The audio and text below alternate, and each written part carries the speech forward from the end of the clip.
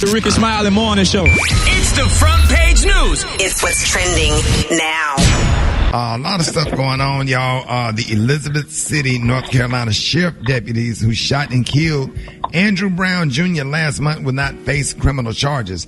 Now, the district attorney announced arrogantly yesterday that the investigation found the officers' actions were justified and consistent with their training. If that's so, sir, turn over all the damn tapes and stop cherry picking videotapes or whatever. That's just my opinion. And ladies and gentlemen, joining us this morning is attorney Bakari Sellers, as he has been working with the legal team representing the family of Andrew Brown. Bakari, good morning.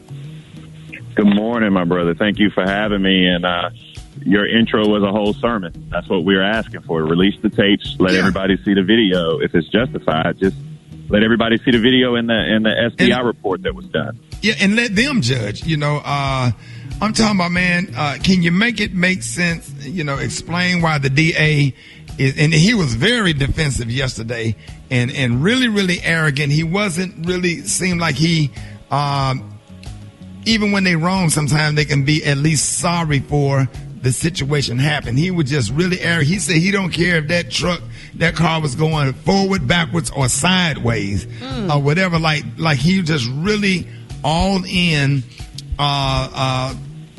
standing up for the police officers that have this cowboy racist mentality and went out to kill. They went to kill, because that wasn't no going out to serve and arrest. What are your thoughts?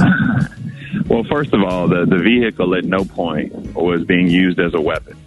The two incidents, and he kept saying the two times that officers made contact, the vehicle made contact with officers, both were initiated by law enforcement. The first was when law enforcement reached out and grabbed the door handle, and Andrew Brown backed up. The second was when Andrew Brown turned the wheels to evade the officers, because if he wanted to use the car like a bowling ball and treat them like pins, he would have just gone straight. But he veered to the left to get out of the way, and the officer reached out and touched the car and backed away to push himself away. That officer who pushed himself away, little known fact, he didn't even fire his weapon. He didn't even feel in danger enough or in harm enough to fire his weapon. Right. Only 3 officers fired their weapon. 4 officers did not. So one of the questions we ask is, if so many people were in danger, or if this vehicle was so threatening, why did 4 officers not fire?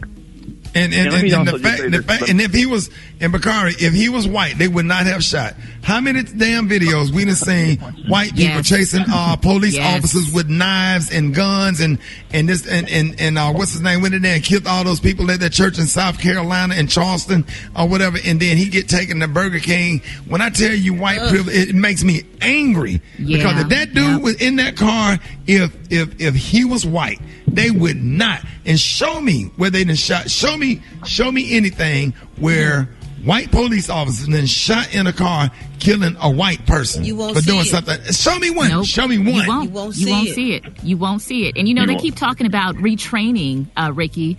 They talk about, well, we're going to retrain. Well, I think they need to specifically train officers on how to deal with black people. I mean, that's what it is, Like you said, you see all of these videos out there, white folks getting away, running cops over, doing all of these things that are causing black people to lose. That's why they respect them. Yeah. White people killing cops. Exactly. They run up on them, take their gun, run, nothing happened to them. Exactly. And you know what, Bakari? They still have not released this nearly 2 hours of body cam footage. What is up with that? The family's only seen 20 minutes of video. Is there any sign of him being a threat to officers, this video?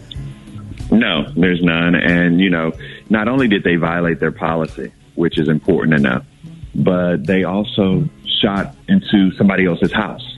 Right. An AR-15 round went through somebody else's house. They also shot in the direction of other officers. They also shot during and across an extended school zone at 8:20 in the morning. So their recklessness, it has no bounds. And at the end of the day, the DA, look, you don't have to like me, right? Mm-hmm. And that's fine, because I'm giving you all you can handle day in and day out. I get it. Like, you can join the I Hate Bakari Sellers fan club. That's fine. He can be chairman. But the disrespect that he's showing his family, we didn't even know what was going to happen yesterday. We did not receive a single phone call yesterday from the district attorney or anyone else regarding what was going to happen. I mean, the disrespect that folk have for black families in life and death is something that this country has refused to ever deal with. And for that, it's going to be we will deal with that at the appropriate time. But Bakari, what can the feds do on this? What can the civil rights division or the Justice Department, or anything outside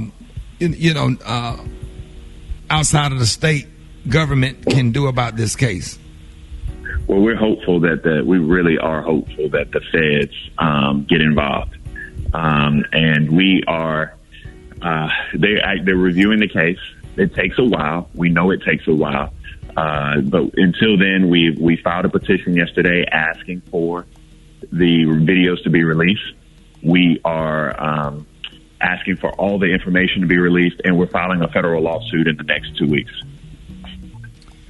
That's So, and Bakari, can we also remind people that they came to this house to serve arrest and search warrants related to nonviolent drug charges? Is that correct? That is correct. But Mr. They were serving a warrant, and let me tell you, I do this type of law every day. Do you know how many phone calls I get that says, can you come turn your client in at such and such time? Can you bring them down here? We have a warrant for it. The courtesy that they give. Yeah. right. Mm-hmm. They don't show up on the back of a pickup truck. I mean, literally, they were in more danger riding on the back of that pickup truck on the way over there than they were from Andrew Brown. Right. What do you think about the arrogance of? I mean, he was just a complete racist. He had absolutely no compassion for Mr. Brown's family. And it was almost like you would have thought he was one of the police officers that work in the office with the police officers. I'm talking about it's like a good old boy club, and just how narcissist and racist and uncaring he was. Because at the end of the day, somebody died. You understand? And it was a tragic situation, and it wasn't apologetic about the situation, even no matter what side he was on. He was just real defensive and arrogant. Am I on point? I mean, you are, but I'm not going to get into the personality of Womble. I mean, in fact, I think that's what he wants to do. He wants us to lift him up as some conservative icon. He's running for judge, and that's what you saw yesterday. You saw the politics of it. Yeah. And we are, I'm somebody who is focused on getting his family justice. And what he's emblematic of is a system that doesn't care about us. And so we're going to tear down the system. It's going to take a lot of time and some fight, but justice delayed is not justice denied. Oh, man. Go ahead. No, I was going to ask, sometimes when we see these things over and over again, it can be very discouraging. So what would you say in terms of next plan of action? Like, how do we move forward, changing what went wrong here, and try to prevent this from happening in the future? Unfortunately, a lot of the stuff that we're seeing is codified. It's on the state and local level. The fact that you can't see body cams, the fact that you don't, you can't get your DAs recused from cases that they should be recused, all of these things. So I would ask you to focus on state and local changes. I'd ask you to reach out to District Attorney Womble and ask him to release the video. All of these things are things that we can change. There it is, ladies and gentlemen, CNN political analyst, attorney, and New York Times best-selling author Bakari Sellers. Man, thank you, as always, for taking the time to give us your insight on these things, man. We really appreciate you. Bakari, let everybody know how you can be reached. Bakari_Sellers at Bakari_Sellers on Twitter and Bakari Sellers on IG.